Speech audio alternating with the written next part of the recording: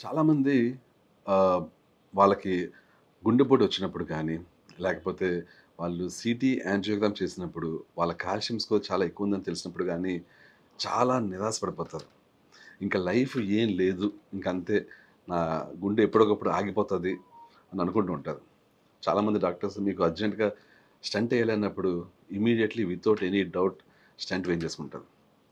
కానీ చాలామందికి తెలియని విషయం ఏంటంటే, ప్లేక్ ఏదైతే మన ఆర్టరీస్‌లో పేరుకుపోతుందో, ఆ ప్లేక్‌ని మనం రివర్స్ చేయొచ్చు. ఈ విషయం చాలా మందికి తెలీదు. ఈ ప్లేక్‌ని రివర్స్ చేయడమే కాదు, అసలు నిజానికి చాలా సందర్భాల్లో స్టంట్ వేయాలి తప్పదు అన్న సిట్యుయేషన్స్‌లో నిజానికి స్టంట్ వేయాల్సిన అవసరం ఉండదు. ఎందుకు స్టంట్ వేయాలనుకుంటారని అంటే ఈ ప్లేక్ అనే దాన్ని రివర్స్ చేయలేం. ఫర్ ఎగ్జాంపుల్ ఇప్పుడు ఇది 70% ప్లేక్ ఫిల్ అయిపోయింది. 80% ఆర్టరీ బ్లాక్ అయిపోయింది. కాబట్టి స్టంట్ వేయాలి అని డాక్టర్స్ అంటే మనం భయపడి వేయించేసుకుంటాం. కానీ 70% ప్లేక్ ఫిల్ అయినా కూడా దాన్ని బ్యాక్ తీసుకురావచ్చు. 80% ప్లేక్ ఫిలప్ అయిపోయినా కూడా 80% బ్లాక్ ఉన్నా కూడా ఆ బ్లాక్‌ని తగ్గించొచ్చు అనేది తెలిస్తే నిజానికి ఎవరు స్టంట్స్‌కి వెళ్ళరు. స్టంట్స్ వేయించుకోరు. చాలా సందర్భాల్లో ఎమర్జెన్సీ అయితేనే తప్పించి నిజానికి స్టంట్స్ వేయరు. ఎందుకంటే స్టంట్స్ వేయాల్సిన అవసరం లేదు. ఎమర్జెన్సీ అయితే తప్పించి. ఎందుకని? ఇప్పుడు కొన్ని సిట్యుయేషన్స్ ఉంటాయండి. అంటే ఇంకా ఒక హార్ట్ అటాక్ వచ్చేసి, కార్డియాక్ అరెస్ట్ వచ్చేసి స్టేజ్ వస్తుంది. ఇంకా ఆ టైంలో గాని మనం ఒకవేళ స్టంట్ వేయలేదంటే, ఆ మనిషి ప్రాణానికే ముప్పు అన్నప్పుడు తప్పకుండా స్టంట్ వేయాలి. కానీ ఆ వ్యక్తికి మరీ సీరియస్ సింప్టమ్స్ లేవు. జస్ట్ ఒక యూ నో ప్లేక్ అయితే డెఫినెట్‌లీ బిల్డప్ అయింది.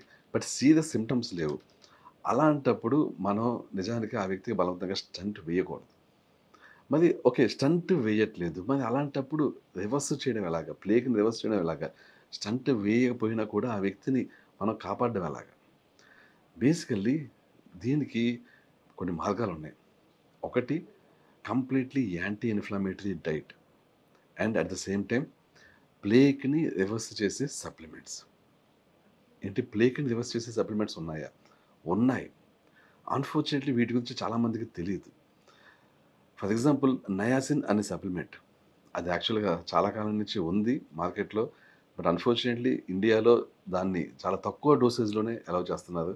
బట్ ఈ నయాసిన్ అనేది సరైన డోసేజ్‌లో వాడితే ఇది ప్లేక్‌ని రివర్స్ చేస్తది. నిజానికి ఇప్పుడంటే స్టాటిన్స్ వాడుతున్నారు కొలెస్ట్రాల్‌ని కంట్రోల్‌లో పెట్టడానికి, కొలెస్ట్రాల్‌ని తగ్గించడానికి. కానీ ఒకప్పుడు నయాసిన్‌ని ఈ కొలెస్ట్రాల్‌ని తగ్గించడానికి వాడేవారు. బట్ అలాంటి నయాసిన్ ఏదైతే కొలెస్ట్రాల్‌ని తగ్గించడానికి వాడేవారో మొత్తం వరల్డ్ వైడ్‌గా దానివల్ల చాలా మందికి అసలు హార్ట్ అటాక్స్ వచ్చేవి కాదు. స్ట్రోక్స్ వచ్చేవి కాదు. చాలామంది చాలా హెల్తీగా ఉండేవారు. బట్ స్టిల్ నయాసిన్‌ని ఇప్పుడు వాడడం మానేసి స్టాటిన్స్‌ని వాడుతున్నారు. ఎందుకని అంటే నయాసిన్ వాడితే డయాబెటిస్ వచ్చే ఛాన్సెస్ ఉంటాయి. లివర్ పాడయ్యే ఛాన్సెస్ ఉంటాయి అని చెప్పి దాని సైడ్ ఎఫెక్ట్స్ ప్రొఫైల్ చూపించి భయపెట్టి దాన్ని డిస్కంటిన్యూ చేశారు. బట్ నిజానికి సైడ్ ఎఫెక్ట్స్ అనేవి స్టాటిన్స్ కూడా ఉంటాయి. బట్ సమ్‌హౌ స్టాటిన్స్ విషయంలో సైడ్ ఎఫెక్ట్స్‌ని ఎవరు కూడా హైలైట్ చేయట్లేదు. సో, స్టాటిన్స్‌ని హైలైట్ చేయకుండా స్టాటిన్స్‌ని వాడుతున్నారు. నయాసిన్‌ని మాత్రం హైలైట్ చేసి నయాసిన్‌ని డిస్కంటిన్యూ చేశారు. బట్ నిజానికి నయాసిన్ అనేది వాడితే హార్ట్ అటాక్స్, స్ట్రోక్స్ రాకుండా చాలా చాలా హ్యాపీగా, ఈజీగా తప్పించుకోవచ్చు. అయితే ఏవైతే నయాసిన్‌కి సైడ్ ఎఫెక్ట్స్ ఉన్నాయని చెప్పారో వాటిని చాలా ఈజీగా అధిగమించొచ్చు. For example one of the side effect ఏంటి అంటే నయాసిన్ వాడితే లివర్ టాక్సిక్ అవుతది. లివర్ డ్యామేజ్ అవుతది. ఇది చాలా ఈజీగా టీఎంజీ అనే సప్లిమెంట్ యూజ్ చేసి దీన్ని అధిగమించొచ్చు. అంటే నయాసిన్ తీసుకుంటున్నప్పుడు మనం ఎప్పుడైతే నయాసిన్ టాబ్లెట్ తీసుకుంటామో దాంతో పాటే టీఎంజీ అనే సప్లిమెంట్ కూడా తీసుకుంటే ఇది లివర్ పాడవకుండా, లివర్ టాక్సిక్ కాకుండా లివర్‌కి కావాల్సిన మీథైల్ గ్రూప్స్ అనే ఇంగ్రీడియెంట్స్‌ని అందిస్తాయి. సో, అందువల్ల ఏదైతే నయాసిన్ తీసుకుంటే లివర్ పాడవుతది అంటారో, ఆ సైడ్ ఎఫెక్ట్ అయితే క్యాన్సెల్ అవుతుంది. అలాగే నయాసిన్ తీసుకుంటే వేరే సైడ్ ఎఫెక్ట్స్ అంటే ఇన్సులిన్ రెసిస్టెన్స్ పెరుగుతుంది అనే సైడ్ ఎఫెక్ట్ ఏదైతే ఉందో, దాన్ని నయాసిన్‌తో పాటు B complex vitamins and at the same time collagen ఇవి తీసుకుంటే ఆ డయాబెటిస్ వస్తదనే ఆ సైడ్ ఎఫెక్ట్ కూడా ఉండదు. అంటే నయాసిన్ వల్ల ఏవైతే సైడ్ ఎఫెక్ట్స్ అని చెప్తున్నారో వాటన్నిటిని కూడా మనం TMG B complex and collagen తీసుకోవడం ద్వారా కంప్లీట్లీ క్యాన్సిల్ అవుట్ చేస్తున్నాం. కాబట్టి ఈ కాంబినేషన్లో కానీ మీరు తీసుకుంటే ఈ సప్లిమెంట్స్ని, ఇది మీ ప్లేక్ని స్లోగా రివర్స్ చేస్తూ ఉంటుంది. రివర్స్ చేస్తూ అది మీకు అసలు heart attack and stroke risk లేకుండా చేస్తుంది. వితిన్ ఫ్యూ మంత్స్‌లో మీ కాల్షియం స్కోర్ కన్సిడరబుల్లీ తగ్గుతుంది. ఏవైతే మీకు బ్లాక్స్ 70%, 80% అని చెప్పారో అవి మెల్లిగా తగ్గుతూ వస్తాయి. 50, 40 అలాగా తగ్గుతూ ఉంటాయన్నమాట. సో, ఏదైతే మీకు తప్పదు స్టంట్ అంటారో, అదే మీరు ఒక 1 ఇయర్ ఈ ప్రోటోకాల్ మీద ఉండి, ఈ సప్లిమెంటేషన్ మీద ఉండి, మీరు మళ్ళీ సీటీ గాని సీటీ కొలెన్ యాంజియోగ్రామ్ చేయించుకుంటే, మీకు అప్పుడు చాలా బావుంటుంది మీ రిపోర్ట్ అండ్ మీకు స్టంట్ అవసరం లేదని చెప్తారు అప్పుడు డాక్టర్స్. ఎందుకు? మీ బ్లాక్స్ రివర్స్ అయ్యి ఉంటాయి. మీ కాల్షియం స్కోర్ తగ్గిపోయి ఉంటుంది. నేను చూసిన వాళ్ళలో కాల్షియం స్కోర్‌ని 0 అయిన కేసులు కూడా ఉన్నాయి. చాలా స్ట్రేంజ్ అది. నేను కాల్షియం స్కోర్ 0 అవుతుందని ఎప్పుడు ఎక్స్‌పెక్ట్ చేయలేదు. బట్ అలా కూడా అయినయి ఉన్నాయి.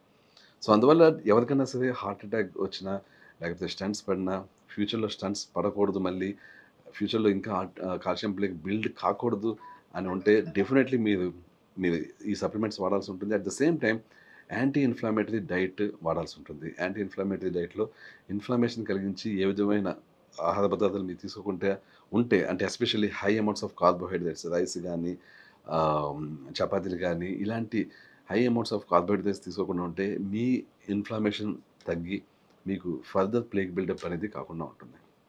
So, diet and supplements use చేసి మీరు డెఫినెట్‌లీ మీకు ఫ్యూచర్‌లో ఏ విధమైన heart attack cardio related issues లేకుండా చేసుకోవచ్చు. And at the same time మీరు వర్కౌట్స్ కూడా కంటిన్యూ చేస్తుండాలి. ఈ 2 మాత్రమే కాకుండా వర్కౌట్స్ కూడా చేస్తుంటే వర్కౌట్స్ ఏం చేస్తుంటాయంటే మీ ఆర్టరీస్‌లో బ్లడ్ సర్క్యులేషన్ బాగా అయ్యేలా చేస్తుంటాయి. ఎస్పెషల్లీ మీరు రెగ్యులర్‌గా వాకింగ్ చేస్తుంటే, ఎస్పెషల్లీ బ్రిస్క్ వాకింగ్ చేస్తుంటే ఇదేం చేస్తుందంటే మీకు నైట్రిక్ ఆక్సైడ్‌ని పెంచి మీ బాడీలో మీకు మీకు బ్లడ్ సర్క్యులేషన్‌ని బాగా పెంచుతాయన్నమాట. ఎప్పుడైతే బ్లడ్ సర్క్యులేషన్ బాగా అవుతుందో మీకు ఆహ్, ఈ హార్ట్ గాని, మీ ఆర్టరీస్ గాని డ్యామేజ్ అవ్వడం అనేది స్లో అయిపోతుంది.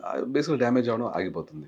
సో, అందువల్ల మీరు డైట్ అండ్ సప్లిమెంటేషన్ మీద ఫోకస్ పెడుతూనే వర్కౌట్స్ మీద కూడా చాలా ఫోకస్ పెట్టాలి. ఇనీషియల్ డేస్‌లో మీరు ఎక్కువ కార్డియో మీద ఫోకస్ పెట్టినప్పటికీ ఒకవేళ మీకు ఆర్టీరియల్ ప్లేక్ అది ఎక్కువుండి కొంచెం కొలెస్ట్రాల్ ఎక్కువుంటే కొలెస్ట్రాల్ అంటే ట్రైగ్లిజరైడ్స్ కానీ ఎక్కువుంటే ఇనీషియల్ డేస్‌లో కొంచెం వాకింగ్, బ్రిస్క్ వాకింగ్ వాటి మీద ఫోకస్ చేసి ఎప్పుడైతే మీ కొలెస్ట్రాల్ కంట్రోల్‌లోకి వస్తుందో అంటే ఎస్పెషల్లీ మీ ట్రైగ్లిజరైడ్స్ తక్కువగొచ్చి మీ ఇన్‌ఫ్లమేషన్ మార్కర్స్ హెచ్ఎస్‌సీఆర్‌పీ అని, ఈఎస్ఆర్ అని, హోమోసిస్టిన్ అని, ఫెరిటిన్ అని ఈ 4 వాల్యూస్ ఉంటాయి. ఇవి ఇన్‌ఫ్లమేషన్ మార్కర్స్. ఈ 4 గాని కరెక్ట్ అమౌంట్‌లో ఉంటే అంటే కంట్రోల్‌లో లిమిట్‌లోనే ఉంటే అప్పుడు మీరు ఇప్పటిదాకా చేసిన కార్డియోతో పాటు మీరు రెసిస్టెన్స్ ట్రైనింగ్ కూడా స్టార్ట్ చేస్తే ఇవి ఇంకా మీ హార్ట్‌ని, ఆర్టరీస్‌ని పర్ఫెక్ట్‌గా మంచి హెల్తీ కండిషన్‌లో ఉండేలా చేస్తాయి. So, at the end of the day మీరు ఫైనల్‌గా ఎలాంటి సిట్యుయేషన్ ఉండాలంటే, మీరు మంచి సప్లిమెంటేషన్ వాడుతూ, డైట్ వాడుతూ, కార్డియో చేస్తూ, అలాగే రెసిస్టెన్స్ ట్రైనింగ్ చేస్తూ, మీకు సఫిషియంట్ అమౌంట్ ఆఫ్ స్లీప్ ఉండేలా చేసుకుంటే, మీకు అసలు కార్డియోవాస్కులర్ ఇష్యూస్ వచ్చి ఛాన్సే ఉండదు. ఒకవేళ వచ్చినా కూడా అవి తగ్గిపోయి ఫర్దర్ ఏ విధమైన రిస్క్ మీకు ఉండదు.